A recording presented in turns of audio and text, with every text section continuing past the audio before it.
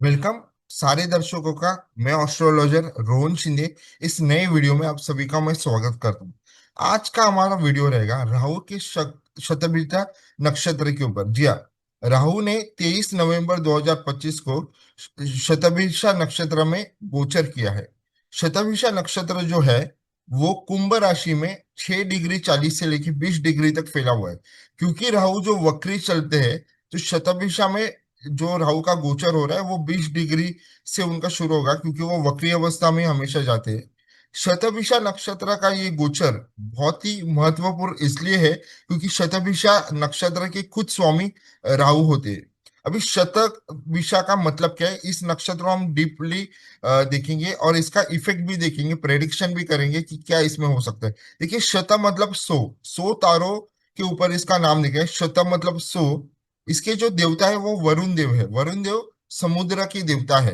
योनि है हॉर्स, घोड़े की। देखिए, नक्षत्र में जो योनि होती है उसके कैरेक्टर, घोड़ा किस चीज का कारक होता है कि किसी भी चीज को जल्दी जाने में, जल्दी करने में उसका कारक घोड़ा होता है, यानी कि हॉर्स। मोटिव इसका धर्म रहेगा, तो रिलीजियस रिलेटेड इश्यूज निकल के आएंगे, सामने आएंगे। गुण में इसमें सत्व है, दो सत्व गुण और एक तमस गुण भी है। तमस गुण तभी ज्यादा होगा जब राहु इसमें आ जाएगा, कुंभ नवमांश में ज्यादा करके आ जाएगा, क्योंकि वहां पे राहु शनिदेव, जैसे हम जानते हैं कि कुंभ राशि के स्वामी भी है, उसी तरह से राहु भी कुंभ राशि को के स्वामी बनते हैं, को ओनर बनते हैं। इसमें वात का दोष पैदा होता है, तो जिन लोगों को हेल्थ की इश्यूज है और राहु अगर उनके लगन के ऊपर से जा रहे हैं, अगर लगन का स्वामी आपको इसी में कुंभ में है, उनको वात की दोष उत्पन्न हो सकते हैं। आगे हम इसको और डीपली ये करेंगे, प्रेडिक्शन देंगे इसका। इसके बाद ये हो रहा है कि ये किस पार्ट को दिखाता है, तो ये राइट थाई को दिखाता है। तो कुछ लोगों के लिए अगर वहां पे लगन के स्वामी के ऊपर से राहु जा रहा है, तो उनके राइट थाई में कोई ना कोई हेल्थ इश्यू आ सकता है। देखिए, गन इनका डेमोन है, क्योंकि ये राक्षस को ही बताता है। राहु भी एक तरह का असुर है या राक्षस है। कैरेक्टर है बुच्चर। बुच्चर का मतलब होता है कि मांस बेचने वाला। मतलब ये उसी टाइप में होता है। तो क्रुअलिटी की तरफ भी ये नक्षत्र दिखाता है। क्वालिटी है इसका म्यूटेबल, मतलब ये नक्षत्र चेंज को बताता है, किसी भी चीज चीज का चेंज होना चाहिए, इसको बताता है। कलर इसका एक्वा है। एक्वा मतलब पानी या समुंदर का जो ब्लूइश कलर होता है, एक्वा कलर है। डायरेक्शन इसका साउथ है, तो जो भी वर्ल्ड का साउथ पार्ट है वो ज्यादा करके इन्फ्लुएंस में रहेगा। हमारे भी देश का जो साउथ पार्ट है, साउदर्न रीजन है, वहां पे इसका इफेक्ट रहेगा, क्योंकि इसका डायरेक्शन साउथ है। अभी जो पद आते हैं इसमें, इसमें धनु नवमांश आता है, मकर नवमांश आता है, कुंभ नवमांश आता है और मीन नवमांश आता है। तो ये हर इसमें 4 पद आते हैं हर नक्षत्र में। तो ये धनु धनु, मकर, कुंभ और मीन आता है। तो अभी हम देखेंगे। देखिए, शत का मतलब 100 है और विषक का मतलब है डेमोन्स।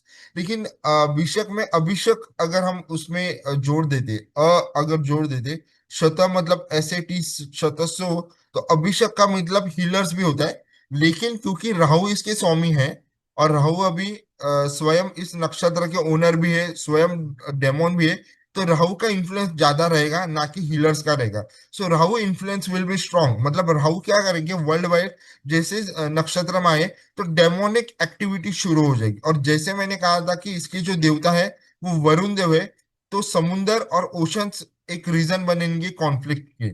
मतलब हो सकता है एक्सपोर्ट इंपोर्ट जो समुंदर से होता है, वहां पे कुछ देशों के बीच में वहां पे कॉन्फ्लिक्ट हो सकते हैं, जब तक राहु इस शतभिषा नक्षत्र में रहेगा। तो ये हो सकता है।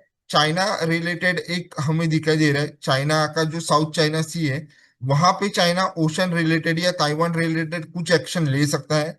और उसी तरह से अगर हम अपने देश की बात करें, तो हमारे देश में अगर मैं यहाँ पे जाऊँ, लक्षद्वीप या उस तरह के जो हमारे आइलैंड है, वहां पे भी हमारे आर्मी को थोड़ा फोकस होना चाहिए। दुश्मन देश वहां पे कुछ एक्टिविटी कर सकते हैं।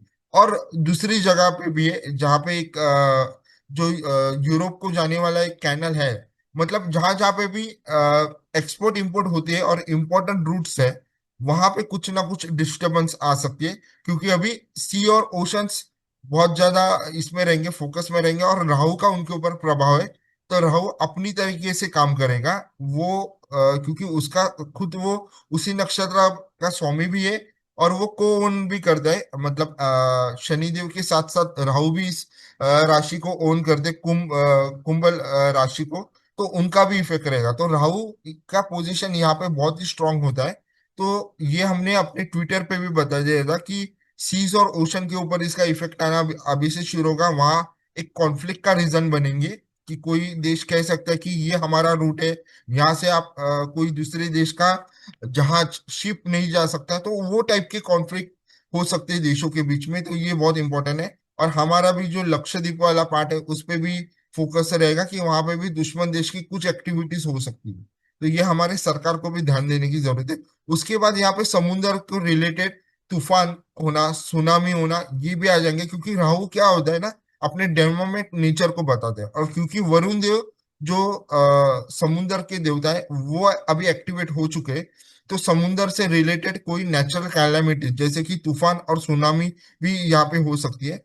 और जैसे मैंने कहा कि राहु यहाँ पे ज्यादा पावरफुल बनते हैं क्योंकि वो कुंभ को भी कोवन करते हैं, और शतभिषा नक्षत्र के स्वामी स्वयं राहु है यहाँ पे। क्योंकि ये धर्म को दिखाता है, तो धर्म के रिलेटेड कोई डिस्टरबेंस होगा जो कि हार्मोनी और पीस को डिस्टर्ब कर देगा। एक चीज बहुत इंपॉर्टेंट है कि राहु की अंतरदशा अभी फिलहाल भारत की महादशा चल रही है। भारत की मंगल की महादशा में राहु की अंतरदशा फरवरी 2026 से शुरू हो रही है, और राहु का भी गोचर शतभिषा नक्षत्र में हुआ है। तो फरवरी से ही हम लोग देख सकेंगे कि रिलीजन्स के द्वारा कोई कॉन्फ्लिक्ट हो, और जिससे हार्मोनी और पीस का डिस्टरबेंस भी नहीं। तो गवर्नमेंट को लॉ और ऑर्डर को इंटैक्ट रखना बहुत इंपॉर्टेंट है। उसके बाद देखिए, कुछ हद तक जो रेट्रो जुपिटर है, वक्री जुपिटर है, वो राहु को अपनी पंचम दृष्टि दे रहे हैं, लेकिन राहु भी जुपिटर के ऊपर पंचम दृष्टि दे रहे हैं। तो कुछ हद तक जुपिटर कंट्रोल करने की कोशिश कर रहे हैं, लेकिन क्या हो रहा है ना, राहु का जो डेमोनिक नेचर है, राक्षसी स्वभाव, वो अभी निकल के सामने आएगा, क्योंकि अभी वो पावरफुल बना हुआ है। राहु काफी पावरफुल बना हुआ है शतभिषा नक्षत्र में आने के बाद। अभी हम इसका इंडिविजुअल लेवल के ऊपर क्या हो सकता है, देखिए सबसे इंपॉर्टेंट है कि अगर आपका कुंभ राशि में 6 डिग्री 40 मिनट से लेकर 20 डिग्री तक कोई अगर ग्रह रहेगा, जो हम एक एक ग्रह का अभी देखेंगे, तो ही इसका इफेक्ट रहेगा। और अगर उसकी दशा भी आपको इस समय में लग रही है, तो बहुत इंपॉर्टेंट है। अगर 6 डिग्री 40 मिनट से लेकर 20 डिग्री तक कुंभ राशि में आपका कोई भी ग्रह नहीं है, तो फिर उसका उतना ज्यादा इफेक्ट नहीं रहेगा। लेकिन अगर इस डिग्री के ऊपर कोई ग्रह है तो उसका इफेक्ट जरूर मिलेगा। तो पहला हम लेते हैं सूर्य। अगर इस डिग्री के ऊपर आपकी जन्म के सूर्य देव है, तो यहाँ पे इनकम सोर्स के ऊपर आपका इफेक्ट आएगा। और कुछ लोगों के लिए अपने लोन्स को रीपे करने में डिफिकल्टी आएगी।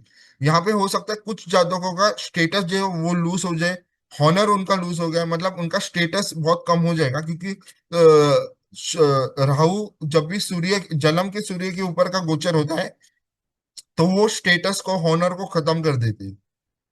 कुछ लोगों के लिए हेल्थ इश्यूज नेगेटिव इफेक्ट रहेगा, पिता के रिलेटेड हेल्थ इश्यूज निकल के आ सकते हैं, या अपने फैमिली में जो बड़े बुजुर्ग हैं उनकी हेल्थ की इश्यूज यहाँ पे निकल के आ सकते हैं। ये हर एक के लिए अलग अलग रहेगा, लेकिन ये हम बता रहे हैं कि क्या मेजोरिटी इफेक्ट हो सकता है। फिर अगर इसी डिग्री में आपका चंद्रमा है, तो ये आपके बॉडी और माइंड को बहुत ज्यादा इफेक्ट करेगा, ज्यादा करके नेगेटिवली ज्यादा इफेक्ट करेगा। माता जी की हेल्थ के ऊपर भी आएगी।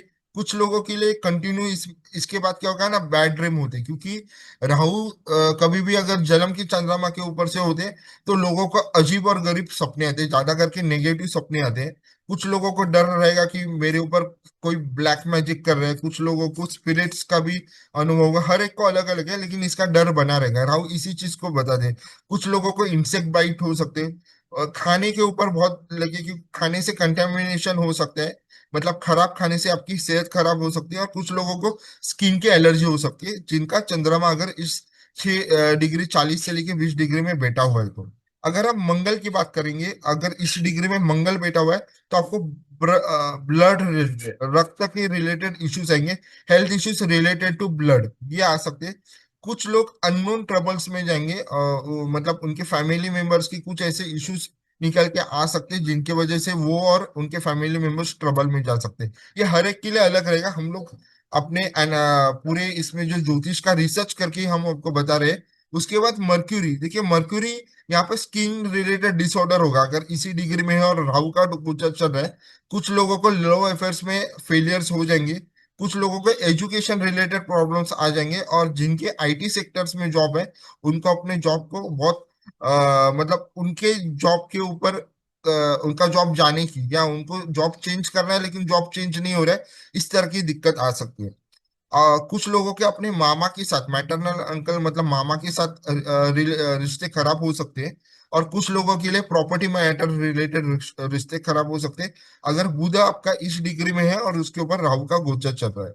फिर हम जाएंगे जुपिटर, अगर बृहस्पति आपके जन्म का इसी डिग्री पे है तो बहुत लोगों को अपना वर्क में डिस्टरबेंस मिलेंगे, ज्यादा करके फिनेंस रिलेटेड।